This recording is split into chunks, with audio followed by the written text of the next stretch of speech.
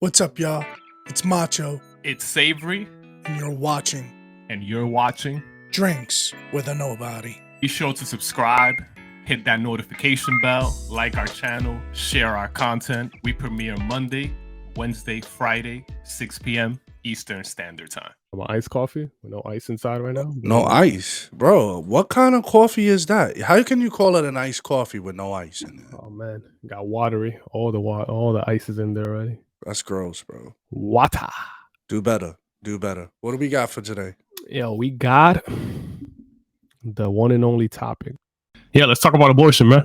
Let's give some thoughts. We never really spoke about this on our show, so curious to see, I guess, where we both stand. I know a glimpse of yours, maybe a glimpse of mine, but this should be fun because we never really hit this angle like this. So, abortion, man, it's a hot topic.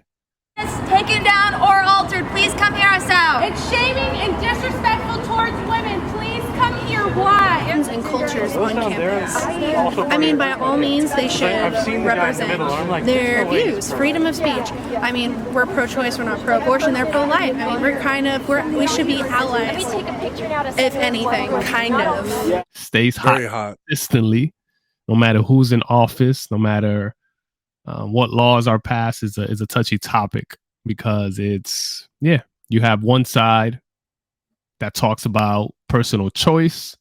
You got another side emphasizing the life of it. So, it is a complicated thing, but I think, it's been politicized way too much. But I think I'm going to start with this.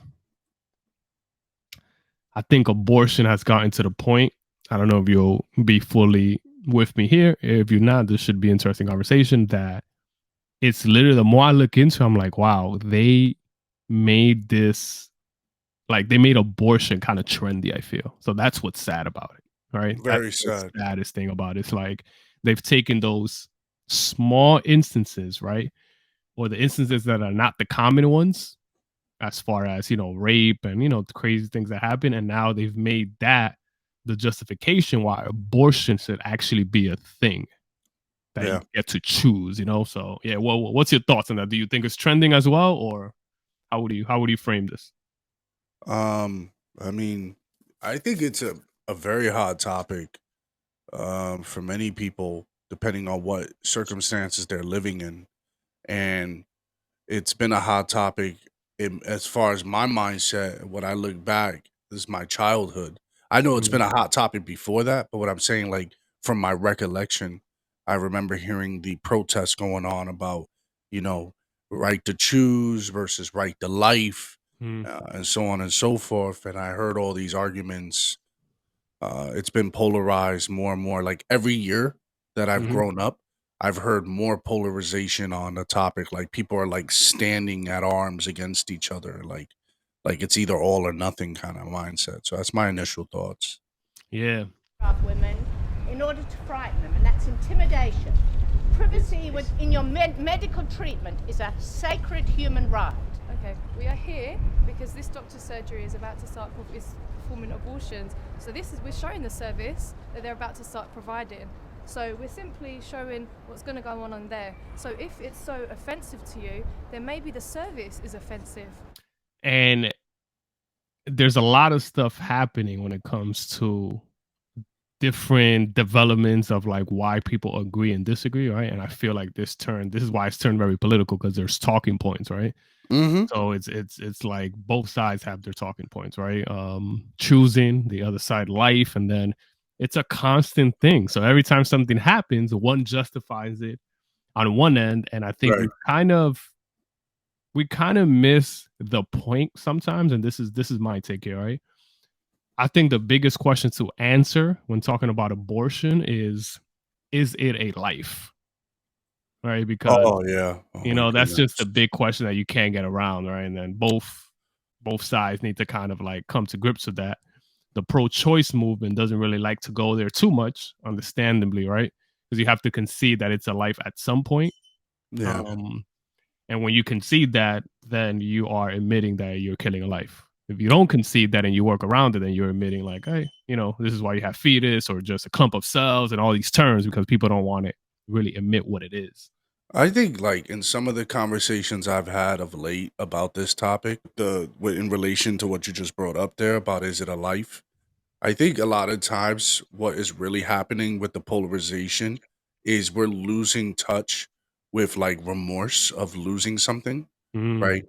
Like if Desensitized. yeah, if I don't quantify this as a life, then what does it matter if I get an abortion, right? It's not a life. I don't never necessarily need to feel the remorse nor contrition for Mhm. this action, It's like a or justification. yeah, or I don't even need to correct my behaviors, right? It's a mere suggestion. Hey, have you considered contraceptive? Hey, have you considered these other options? It's usually recommendations. It's not usually a strong push, like to have Yeah. the right to abort.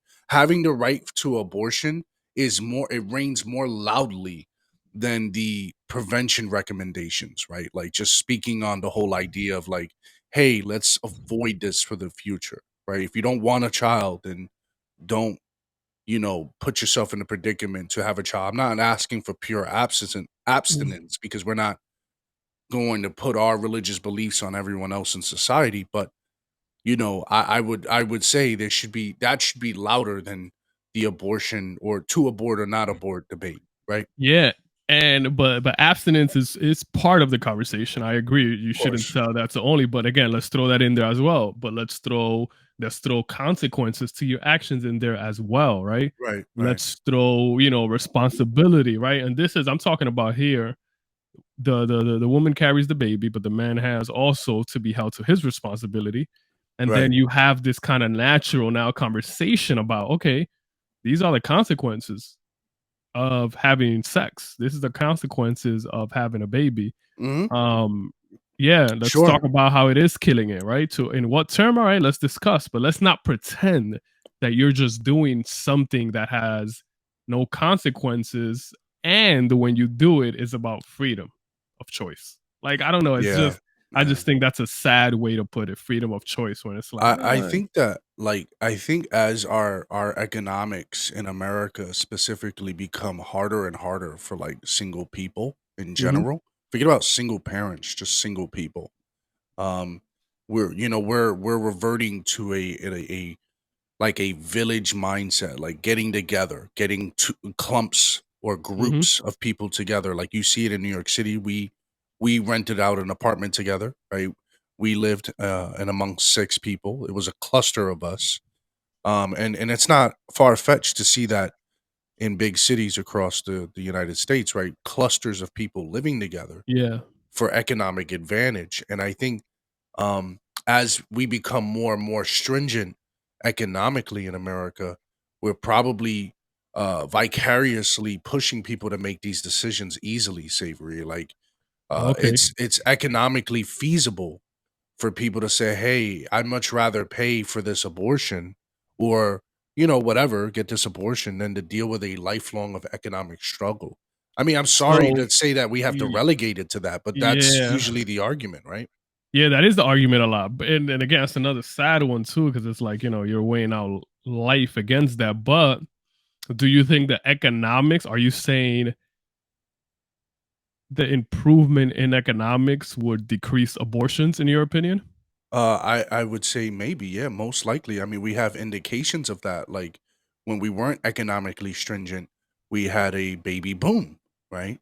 So I would say maybe in some instances the jury's not out on it. I'm not being definitive on it, Xavier. I'm Yeah. just saying if we're not economically stringent, or we don't um demonize pregnancy, right? Obviously, we don't encourage childhood pregnancy, but I'm saying like demonize it to the point where like women in their 16, 17, 18 getting pregnant, which tends to happen typically. This is not a new phenomenon. This has been happening for a very long time in America. Hmm. But we've tend to demonize it, ostracize some of those women out of schools, out of collegiate opportunities and stuff like that, or even economic opportunities because now they have to take care of a child, an infant, or a toddler, or whatever the case may be. And if we remove some of those stigmas while adding economic advantages, I would think that we can possibly pave the way for another baby boom. Interesting. because the way I think about it in this angle as well, that we are more sexualized Oh, absolutely. all Yeah. over, right? Like the things we see at a certain age now, social media, and I think that plays a huge role in sparking the normality of sex that leads to you thinking of that and doing that too early without actual responsibility and with nobody speaking to you about the consequences. Then you couple that with personal empowerment, right? Freedom to choose and all that. So it's like over sexualized world. Yeah. Then you got Yeah. personal empowerment. You mix that together, and you have a group of people who are that look at sex more as a hobby and then also think that they can do whatever they want after it because personal empowerment. I do what I want, right? Yeah. Yeah. So yeah, I think of those two things as, and the economic is a part of it as well. I don't want to ignore that. I'm just wondering where that comes from, right? I don't think that's the primary. That's my point. I Yeah. actually think that's just a very convenient excuse at times because remember, in third world countries and other places, the reproduction rate goes up. It's high. And It's very it's high. high, right? And then Yeah. at the same time, when that's happening, they're not using that as an excuse because of how they look at it, right? Abortion in many in Central America, right? And in other countries, like, oh wait, no, like they know off the bat, like, we're gonna work through this, but we're not just having an abortion. It's almost not even a conversation. In America, it's more of a convenient conversation. Well, because we have medical means, right, Xavier? Like, I know that American industries have created the IUD contraceptives for third world countries so that they can limit the birth rates or help facilitate that so that they can advance as a country. But I think we're forgetting the point though. Like the way we advance as a country is our birth rate as well. So Yeah, yeah. the higher the birth rate could actually advance us. But when we pass certain policies, Savory, and make us economically constrained, it would limit the appetizing or the ability to say, hey, we need children. And we also know that in the early days, like in the farming days or the industrial times, families needed children to help out with the house, right? There wasn't just necessarily Mhm. subsidies to just help you. You had extra hands, you had extra farm hands with children, and so on and so forth. And our children have been losing more and more life skills as decades have progressed because as educated as they're getting in the books, they're not getting educated in practicality, right? They're not learning certain life skills like they did back in the industrial times or even in the farming days. I think we're losing touch with that. I just bring up this because if we, like if we look at in the pandemic, right? Obviously, the jury's not out yet. We're still getting more information about it, but in the 2 years or in the year solid lockdown, we're talking about solid lockdown in America. We had a high birth rate, right? So Mhm. some would argue that the high birth rate is because people were together more often, right? They're not leaving, they're not separated, they're not distracted. But I also believe because of some of the Trump policies making it more economically free, it Mm. became more plausible to have children, right? Okay, Rather than okay. abort the child, because you could still abort children during the pandemic, right? We still have some of the statistics that are coming in of the abortion rates that were going on during the pandemic. However, we still had a very high birth rate in the midst of the lockdowns, still higher than the abortion rates, right? And I think it's because we Mm. had a more economically friendly environment at the time. That's my argument, Yeah, Xavier. yeah, and yeah, that's good because that's definitely part of it, right? Like for example, like you look in New York, a lot of families that are not too well off in the hood, but Hmm. rely on government subsidies, and when they have another kid, they'll get more of that money. Correct. Yeah. You see Yeah. sometimes in the hood where we from 4 or 5 kids in a family, and you're wondering how is they're probably not worried of the economic side because those whether it be welfare, government, and again, I'm not blaming that as a bad thing. It's good to help them when they're having kids, but it's almost like incentivizing that, right? How would it It look is. maybe Yeah. to It is. incentivize? Remember, because our reproduction rate, I don't know what year, but it'll be interesting to pull this up. But we're at that has to be a little higher than 2 to make sure we are, in a healthy reproductive rate. And in America, that's declining. It's definitely declining. And that's the alarming concern. And that's where I bring in up the argument of more economic freedom should lead to more birth rates. because if you have more economic freedom, you have an opportunity to consider. You wouldn't look at a baby as a burden, a financial burden. However, you look at as a baby as an opportunity. You know what I'm saying? So it's like we're not even thinking of the legacy. We're not thinking Mhm. of the past down. We're not thinking of opportunities to change, right? You don't change in your current generation.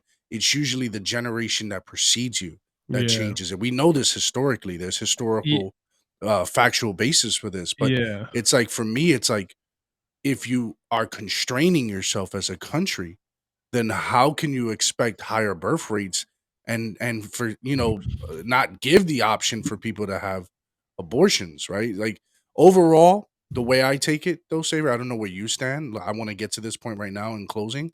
Is my thoughts is I never want abortions to be federally blanketed across the country. I think that the right should be discussed democratically amongst the states. Give the states the power, the people would be able to decide and vote on it correctly and accurately. And then it could fluctuate. So every 2, 3 years, 4 years, it should be able to change because the state is re putting it on the floor. You get what I'm saying? Federally, Yeah. that's different. You get what I'm Yeah, saying? yeah, I see what you're saying. Not at the federal, but local. I think we need social and cultural pressures, not political, to Yes. bring the true conversation out, right? Like I'm not against, like, we have to, we have to call a spade a spade. Like, what is Right. abortion? And we got to have these conversations. So the reason I don't think making it illegal would quite do anything, because it's America, different things are going to happen. So I agree with per state, but we have to have that psychological moral conversation about what abortion is. Yeah. If we're open to have that, and we awaken people to some of these realities of what an abortion is, I think it will slowly start to shift. And we got to bring back those real conversations that's connected to spirituality, God, that's connected to morality, that's connected to the psychological part. Because remember, the economic part is just the justification to go around the real conversation about, is it a life, right?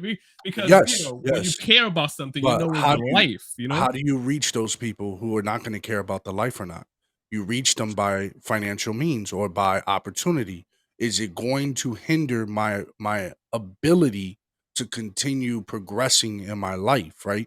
For example, say there was a time in this country where a woman would give birth with children but never had to worry about opportunity because, one, you had another person that was an earner and would earn enough to cover the expenses of the house. Mhm. So there was no hindrance. It was just, hey, we're continuing the legacy and we are creating more hands to help around the house. House needs, raise a family, raise morals, instill those things to perpetuate change in Yeah. society, which we all know those are multifaceted. And also you can spread your beliefs through birth as well. So I think that the more constrained we are, now we have a two-parent working system, dual working system, right? Living, we see all across the country, they've been taking statistics of financial incomes earners of married with children, single parent households, or whatever whatnot, and they've broke it down into those specific categories. And we see time and time again, single parents have the most constraint in our economic society. Now, we don't make it better for single parents. What you're advocating is, how do we get both of them together to work amicably, instill morals, instill those life goals so that going forward, abortion is diminished, we're more Mhm. economically free, and we don't see and demonize pregnancy. Yeah, yeah, yeah. I'm with you. There's Yeah. no better way to put a stamp on this episode right here, because I think we got it. I think we're saying in through two different facets. The point is, you got to have these Yeah. conversations well beyond it, because again, I'm still I still go through the thought process of the economic not being the primary purpose. So even if you Absolutely. No, change I somebody's got you. Yeah. economic, there's many people that because of the psychological and more of it, they don't see it. That even with more money, they would actually want more independence. They look at kids as Oh, burdens, right? So okay. that's more of a psychological thing. That's more of a picture of what a baby either being a blessing or a burden. We got to bring it back, bring the language back of how a baby's a blessing, a family's a blessing. That's ultimately what I think will change it. All right. So we're going to have another part when we're going to talk about the specific states in question, like Oklahoma and Florida and Texas, that have now reduced their abortion possibilities. And we're going to get in depth on that conversation. This was an overall perspective of what we think about it, but we're going to take a closer look with a fine tooth comb on those specific states. So stick around for the next episode as we have that discussion. Sir.